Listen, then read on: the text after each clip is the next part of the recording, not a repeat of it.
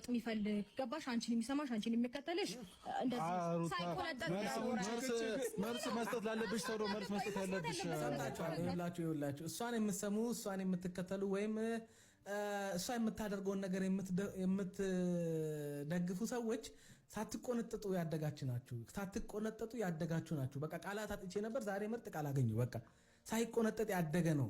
ትዳር ልታፈርስ የምትሄድን ሴት እርጉዝ ሚስት ጥሎ የመጣ ነው ወንድ ልጁን ጥሎ የመጣ ነው ወንድ እንድታገባ ወይም አብራ እንድትሆን የሚመክር ሰው ያልተቆነጠጠ ነው።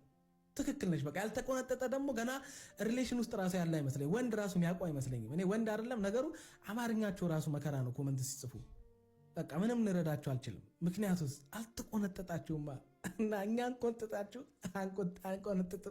አንቆነጥጥም እኛ እዛው እርስ በርስ ተቆነጣጠጡ። በቃ ከዛ ሰላም ትሆናላችሁ።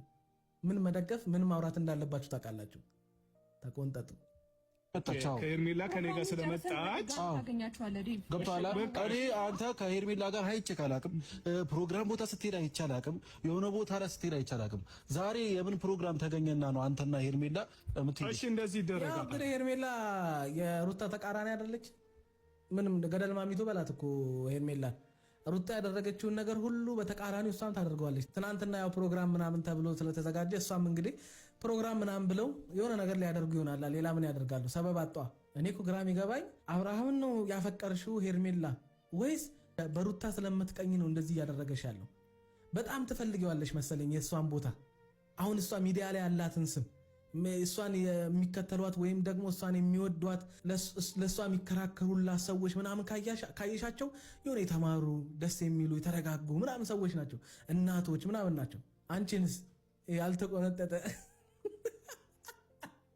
እቺ ቃል ተመችተኛለች። ያልተቆነጠጠ ምትለው ተመችተኛለች። ያ ነገር ያስቀናሻል መሰለኝ።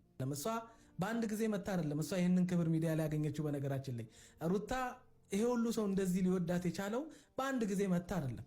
የሰው ባል ቀምታ የሰው ትዳር ለማፍረስ ሞክር አይደለም።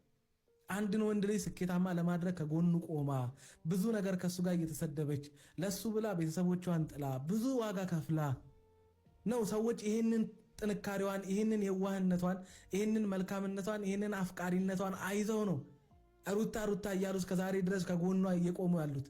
ሌላ ምንም አይነት ምክንያት ኖሯቸው አይደለም።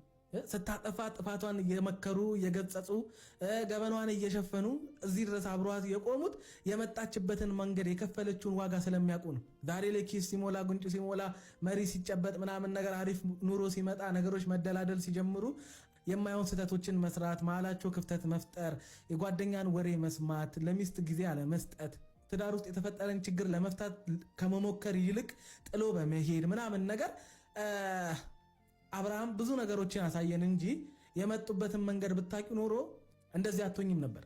እኔ የምታቂ ራሱ አይመስለኝም። ሰላም ጤና ይስጥልን ውድ